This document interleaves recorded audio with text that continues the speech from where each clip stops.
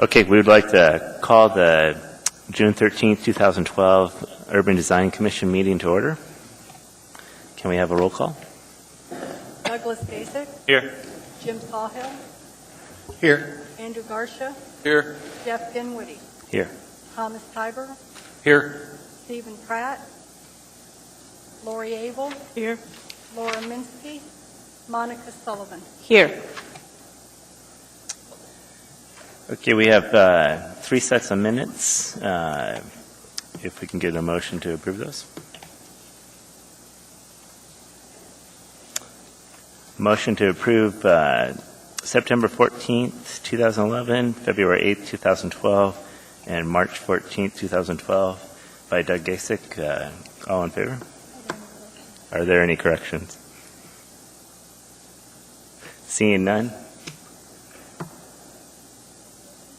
And those are approved.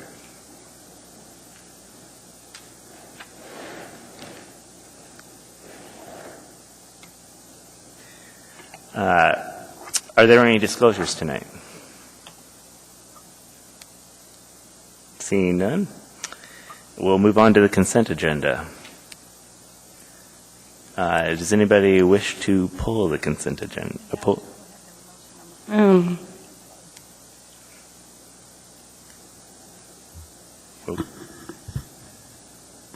Just a point of order, we have to have a motion on the floor before we can pull the consent agenda, and then we have to withdraw it. I'm sorry, I don't know, there's no other way to do that. A motion to pull the consent agenda has been made by Doug Gasek and seconded by Tom Tiber. Thought it was a motion to approve.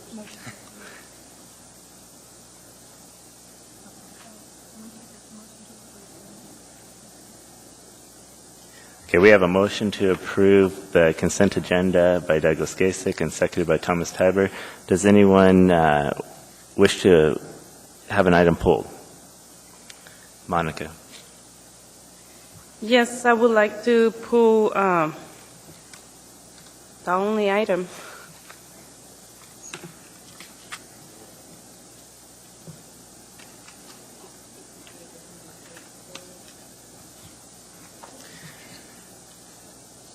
Okay, case number 2008099, final landscape approval for 35th Avenue has been pulled.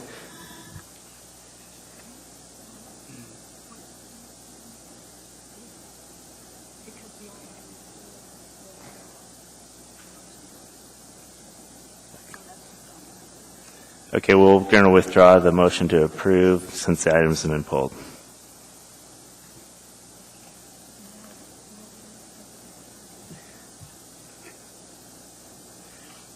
Moving on to regular agenda items.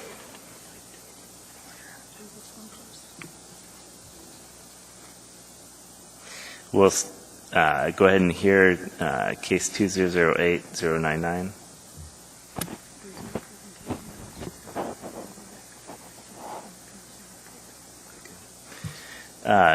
Commissioner Sullivan, we'd like to hear your question for the pulled case on the consent agenda. Yes, since this has already been submitted and almost finalized, I would like to ask the staff a few questions. I know this project is all about safety.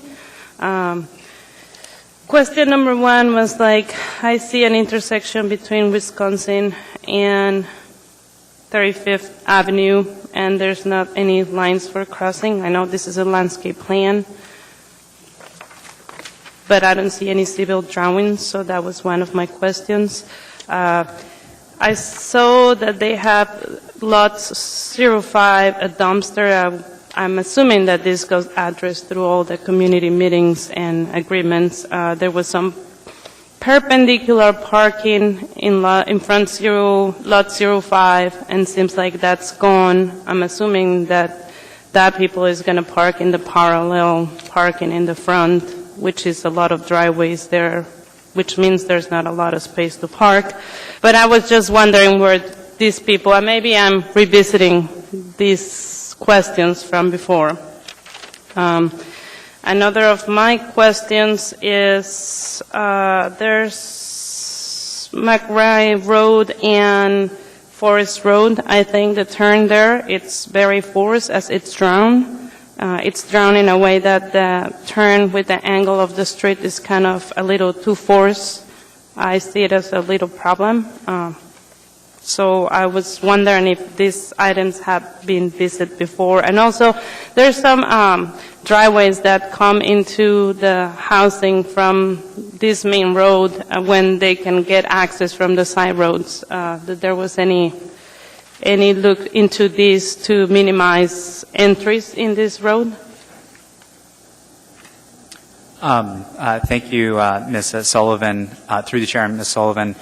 So I heard you ask 4 questions, and I will direct those questions, or request that you ask those questions of the petitioner, who is available here tonight to respond to your question. They can give you more detailed answers of the process. Just as background, I can say that the landscape plan has almost not changed at all. It's changed very, very little since the Commission approved the concept site plan, or the concept landscape plan. There was a very high degree of detail. It was a very good plan. The plan that you see before you went through an enormous amount of public process with the community council and the neighbors. It was a very controversial project, but a very needed one because of the safety issues, as you said. The gateway feature, that was removed at one end, but the landscaping changes were very minor since the original approval. So the Planning and Zoning Commission approved the site plan. UDC looked at the preliminary or concept landscape plan.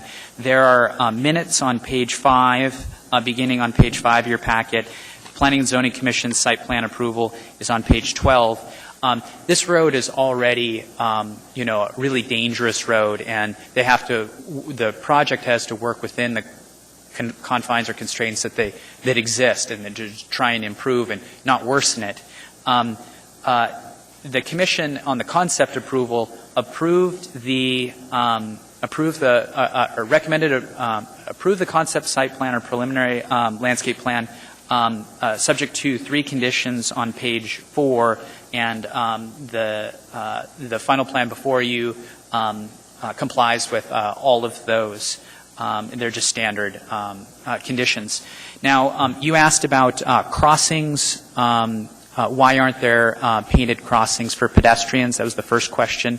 Now, I happen to, be familiar with that. The traffic department, traffic engineer has looked at this plan, the site plan, the landscape plan, and studied it for any blind corners, clear vision areas, and they're very concerned about safety, both pedestrian and a vehicular. So the safety issue, because this is a semi-residential street, they recommend against pedestrian crossings where there's not a signal, because it worsens pedestrian safety.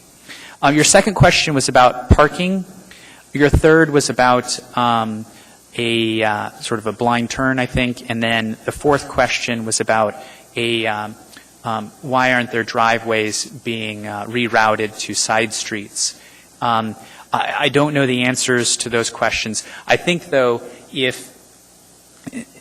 the parking question, the turn, we'll have to. You may have to be more specific about which turn, and the project engineer and landscape architect can address that. Driveways, it may just be a political thing that to tell a private property owner that they have to reorient their house or they just I'm sorry, they just may have really opposed that. Just might have been a tenable solution. That's all I have. Thank you. If the petitioner would come up and help us out and state your names for the record, spelling your last name. My name is Wendy Wilber, W-I-L-B-E-R. I'm with CRW Engineering and representing the municipality of Anchorage. Mark Kimmer, the project landscape architect with Bettisworth North. And just to give you a brief history, to say this project was contentious is a bit of an understatement. It started in 2004, and we are now at 95% design. This final 95% design was really negotiated between a group of residents called Neighbors for a Safe Community and, at that time, Mayor Mark Begich.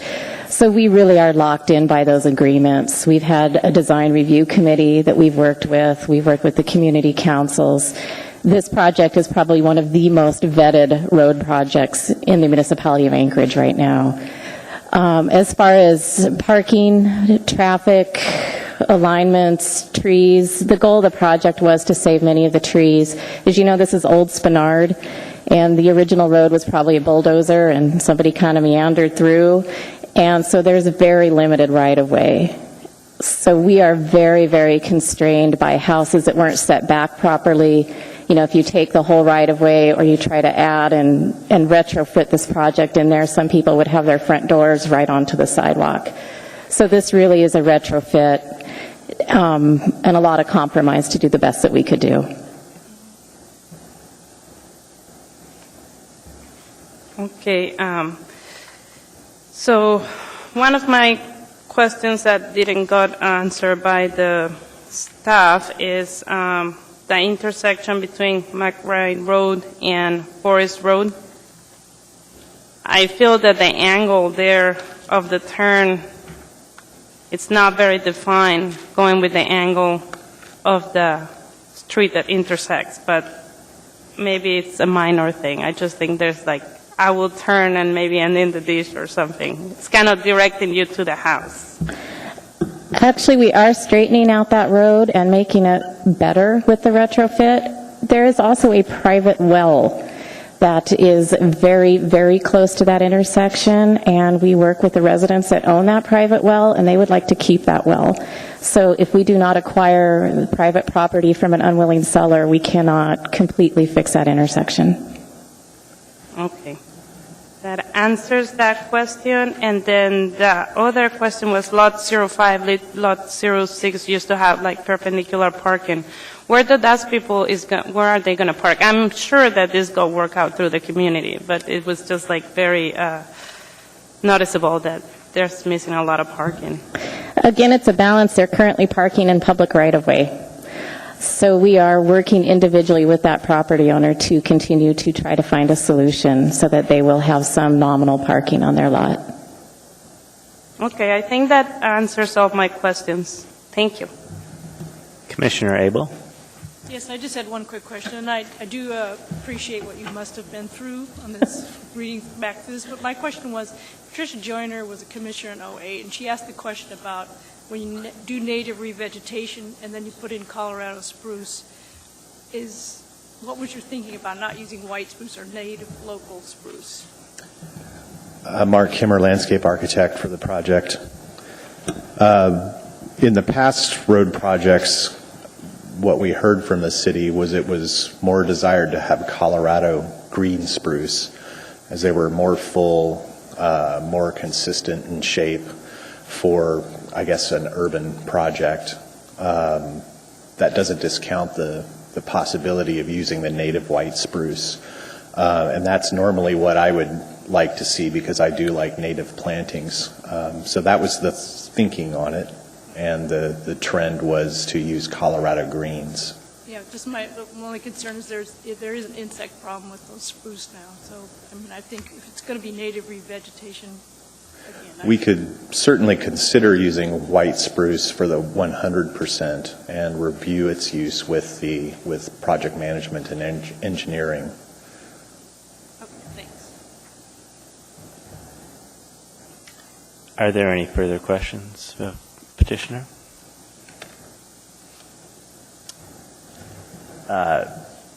Francis? Point of information through the chair, Ms. Abel. The way a condition would be worded, if if the commission wanted to add a condition that says consider using such and such a tree in place of another tree, that would give the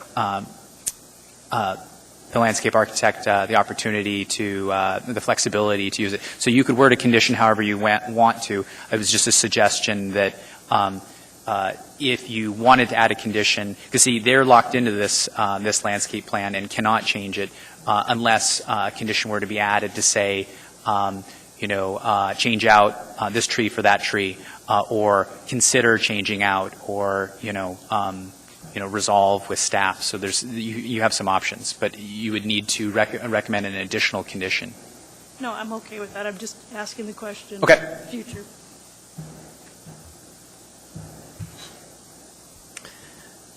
Seeing no more questions, can we entertain a motion?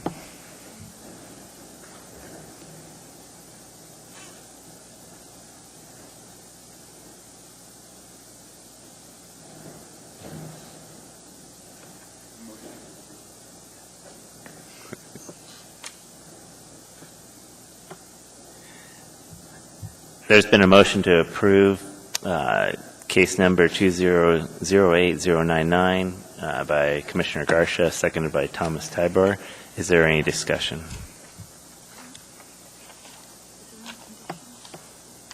Are there any conditions to be added?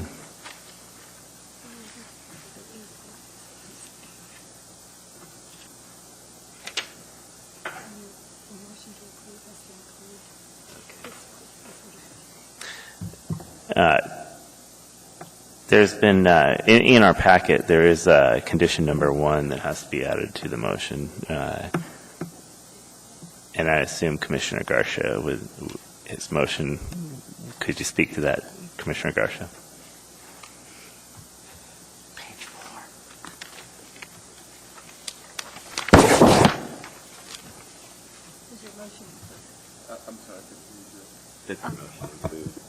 If you just clarify that your motion to approve includes condition 1 on page 4. I can do that. I'd like to make a motion to approve case number 2008-099, 35th Avenue and McCrae Road Improvement Projects, with the condition that recommendation number 1 from the department that all construction improvements related to this approval shall be substantially in compliance with the application on file with the planning department, except as modified by conditions of this approval, Municipality of Anchorage Project Management and Engineering Divisions, prepared by Mark Kimmerer, registered professional landscape architect with Beresworth North, narrative and sheets L1 through L11, dated February 12th.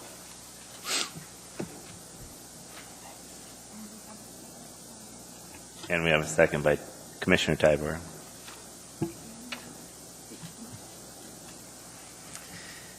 Commissioner Garcia, would you like to speak to the motion with your facts and findings?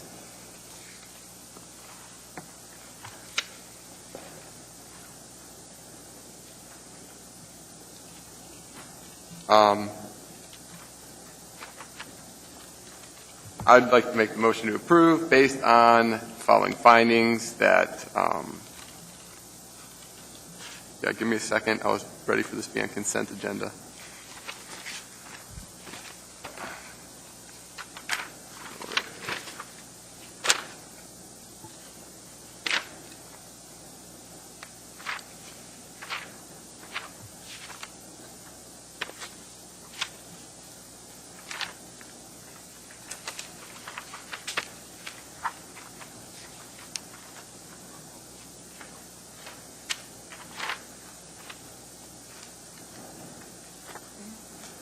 Okay, I guess I'm basically voting to approve this one based on the fact that this complies with the UDC recommendations made in regards to the American Standards of Nursery Stock, providing a landscape maintenance plan with seasonal maintenance tasks, and that the landscaping shall be part of the base bid, which is in compliance with the UDC recommendations previously done. I don't know, I can't find the findings telling me about the Anchorage planning and all the other stuff from the previous one. Point of information for Mr. Garshed. Yeah, you have findings. An example finding would be this meets the intent of the comprehensive plan, that it will improve the visual appeal of the neighborhood, that it will improve vehicular and pedestrian safety. They're sort of hidden in the text. Those are some examples, but yeah, that's all I have to say. Thanks. Excellent. Commissioner Tybord, do you have anything to add? No.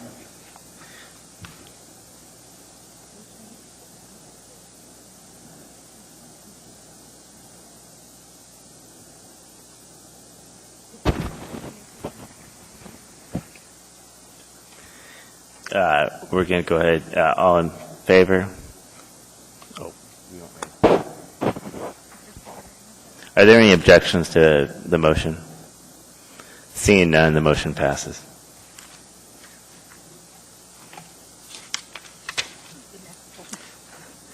The next case on our regular agenda, 2012, case number 067, Municipal Light and Power. Do we have a staff report? Yes, Mr. Chair. MLNP is here tonight for an approval of a screening provisions for major highways. Under the provision for screening along major highways, requires either the maintenance of the existing vegetation or installation of landscaping if the existing vegetation is deficient or lacking in the setback adjacent to the right-of-way. This setback area shall be an average of 30 feet. The project site is located on the east side of Glen Highway. MLNP obtained a conditional use to allow expansion of an existing electrical power generating station in January of this year. The existing turbines are at or beyond their design lifespan. The new plant will be placed between two existing switching yards.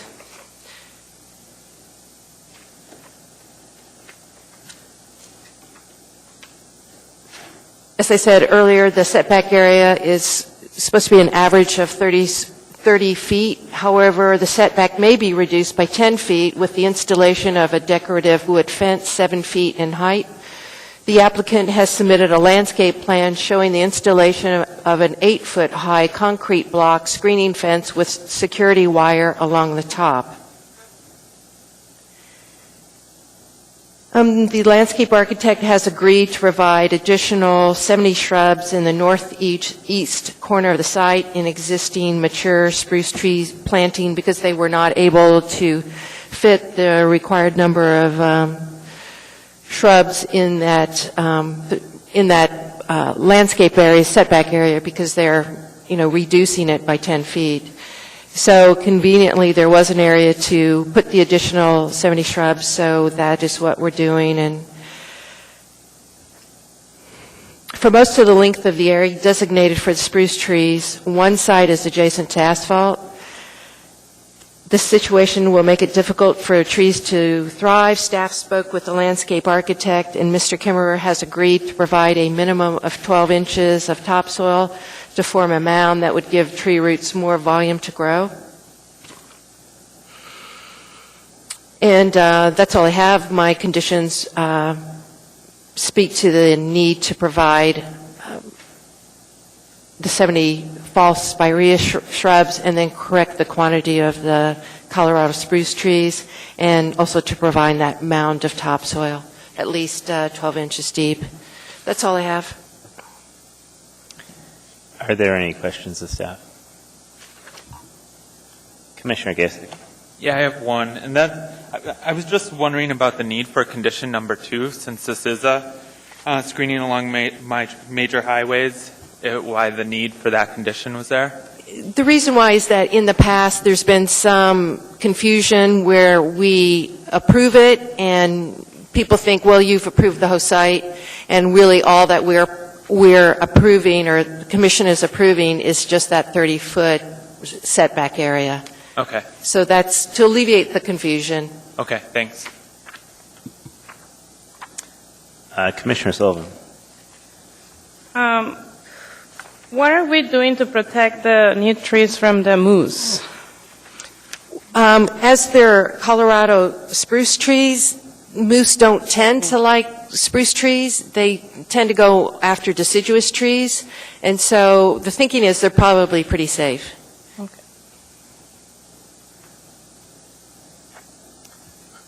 Commissioner Tiber.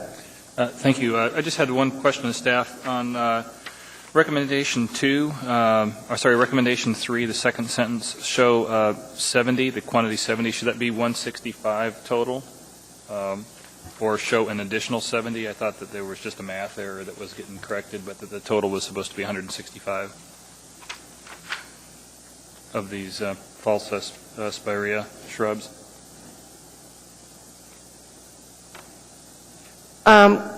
Through the chair, Mr. Tiber, what I tried to do is said for the northeast corner of the site in the existing mature, so that those 70 will be relegated to that area. Okay, thank you. Mm-hmm.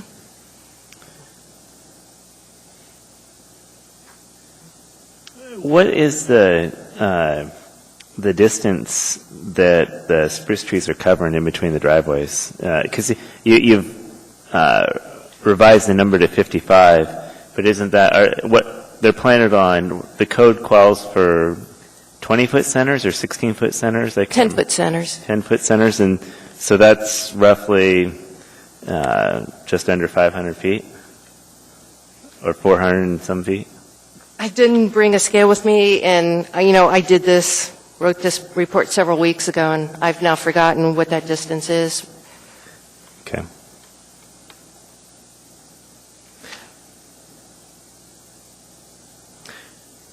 Are there any more questions of staff? Would the petitioner come up and state your name once again, spell it, and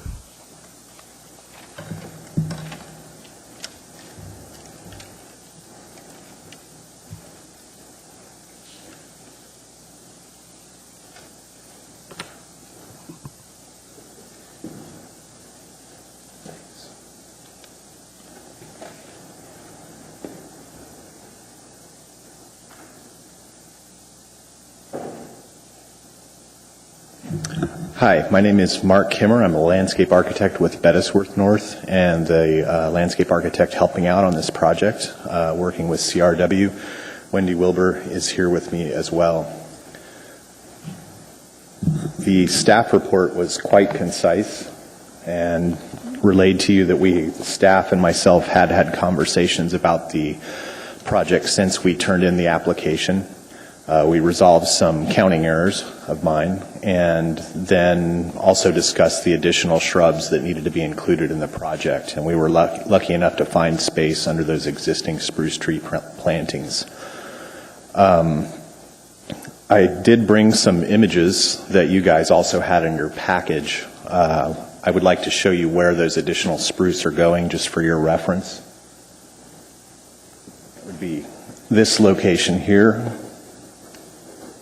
So the existing facilities, the new Plant 2 expansion, the highway, the 20-foot wide landscape buffer between the highway, the concrete wall, and then kind of the red line, I'm not sure you guys can see it, are the actual false spirea shrub plantings in the foreground of the spruce tree plantings. The additional 70 are going to be placed around these existing ones. And I have photos of those that were also provided in your package.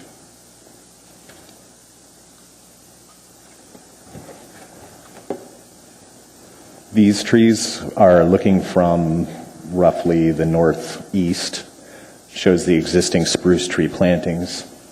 And then again from kind of the southeast of that same planting, that's where those additional 70 shrubs will be placed around to fulfill the requirement of Title 21. I do have a couple images also of the concrete block wall. We intend to acid stain it so it'll kind of tone down the light gray. Again, we're going to have a very thick planting of spruce in the foreground of this wall, so you won't see much of it. There is a razor wire security measure at the top that will be integrated into the top of the wall, and that was requested by the client for keeping folks out of the facility. I also have a 3D aerial image that shows the existing facilities, the proposed new Plant 2 expansion.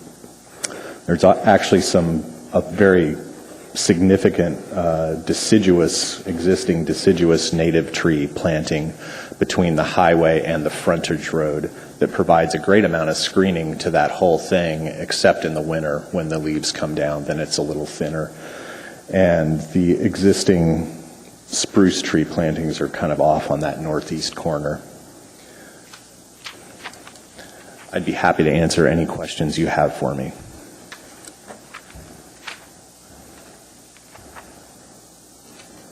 Are there any questions of the petitioner? I have a question, Mark. One of the things about screening is it's a continuous requirement. If the trees die, you have to replace them. In some cases, if the trees get bud moth and they do go, is there any thought to stubbing out an irrigation to that? Because it's a brand new facility, you can stub, even if it's a quick coupler connection. One of the things that helps Colorado's do better with the bud moth is lots of water. Is there some thought to that? Because, roughly this many Colorado spruce at 8 foot high, it's going to be an expensive install. And if they don't make it, you have to replace them, even if it's off warranty. Later down the line, you guys will have to maintain that at all times. Is there some thought to that? There was not discussion of an automatic irrigation system for the new plantings. It certainly is always a better idea if it can be provided. It isn't a requirement of Title 21, of course. We can only recommend to the owner that the plantings be kept well watered and well cared for to ensure that they survive. And I don't think it needs to be automated. It may be just a stub out. If it's at least 50 feet from one end of the building and probably 100 on the other behind a concrete wall. If you stubbed out a line and just put a quick coupler on it to where irrigation could get to, somebody can get water to them, particularly early on, that might basically ensure that the trees last longer. Absolutely. I guess what I feel like I'm hearing is you want to understand that they're going to be maintained. Yeah, I mean, cared there's a huge difference between these barriers, the ones that get cared for and the ones that don't get cared for, and you can see it up and down the Seward Highway and up and down the Glen Highway, different instances where you have these double rows of spruce trees that have been in for some time, and some are perfectly healthy and vibrant, and particularly along Jay Bear and Fort Rich, you'll see some lines that they put in behind the way station. Those trees are in great shape. And then you go a few miles down the Seward Highway and you see nothing but sticks left. They look like deciduous trees in the wintertime. So just a recommendation maybe that, and without a condition being let, that it might be a good idea. I appreciate that. The client MLNP has invested quite a bit in this, and especially in the screen wall. We went through a lot of steps and a lot of research and options to find out what worked best for them. So I guess what I'm saying is they're not opposed to a little more expenditure to make sure it looks good and is well maintained. Also, the fact that the fence is for security, I think they'll want to keep all that in the best shape it can be. And another comment, the fall spirea is probably a good choice considering they're going to be in the shade most of the time. With that concrete wall, those spirea will only see morning sun in about, a short amount of time, and so that's probably a good choice. But with the raised bed, that'll help those, the soil warm up a little sooner and just be a better, I want to tend to agree on Sharon's condition to raise that bed up. Even go to 25 feet wide if you got the room to, as you come up the ground, go a little wider than the 20 foot so you can get, the more soil the better above grade. it was a great suggestion by staff to mound the bed a bit. We unfortunately don't have the room to go 25 feet. I don't have any more questions. Commissioner Sullivan. I have a fast question here. So the main intent for the fence is to kind of screen from the Glen Highway. I see that west corner, your wall kicks out into the gate, and then there's no vegetation there. Just what's the thought behind? Because to me it seems that that area, it's a lot more visible since you don't have the Glen Highway Centennial buffer of trees there. The intent of that area is that we're tying into existing fence that protects the existing facilities. So at some point, we had to kick out, even in the right-of-way, and then connect up with that. That was the reasoning. We're actually off our property at that point, and we could not do anything except connect our security measure up. Okay, that makes sense. And there are existing trees out in that area to screen the facility. Thank you. Thank you.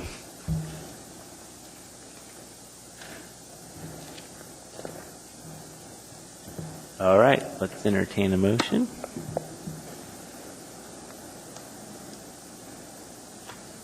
Yes.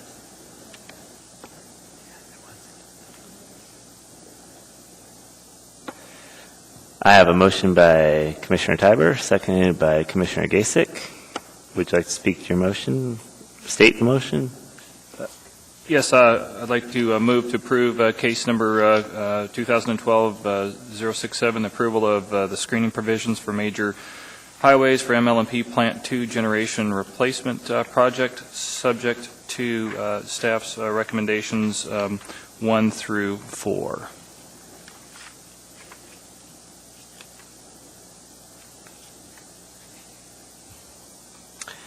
Thank you, Commissioner Tiber. Would you like to speak to your motion with facts and findings? Yes, I find that it complies with the screening along major highways requirements of AMC 2145-130.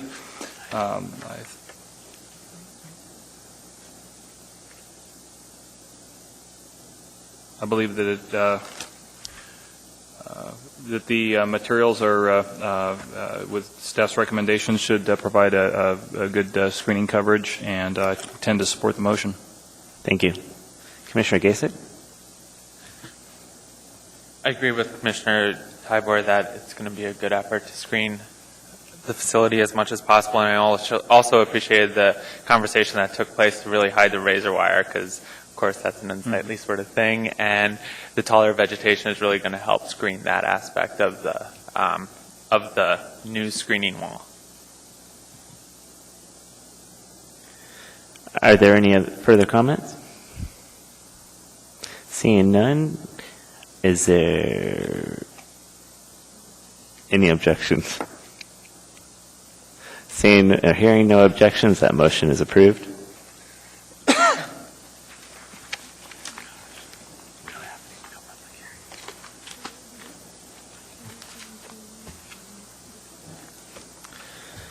Reports. The chair has no report. Do we have a staff report, Sharon? No, I don't have anything to report. I had set aside, and I've had it set aside since we haven't had a meeting. We didn't have one last month for several weeks now. I was going to bring, and I just realized I forgot to bring them, were these sheets that periodically we poll boards and commission members as to just kind of to get some feedback on how staff is doing and the staff reports, and are you getting all the information you need to make the decisions and that sort of thing. And I meant to bring them tonight, but forgot to do so. So I think what I'll do is just have our staff put them in your packets, and then I don't have to remember to bring them with me, which is what I intended to do tonight. So then automatically it'll go out with your next packet. So look for those. And then you can bring them in or send them in or however you want to do it. That's all I have. Oh, I should probably tell you one other thing. Al Barrett recently retired. He was our current planning division, our section manager, and he retired a couple of weeks ago now. So we are managerless and looking for a manager to fill his position. So we're really overworked and understaffed at the moment. So. But whoever it is will most likely come in and introduce themselves, who's ever chosen to replace Al. Thank you, Sharon. Commissioner comments? Hearing none, motion to adjourn?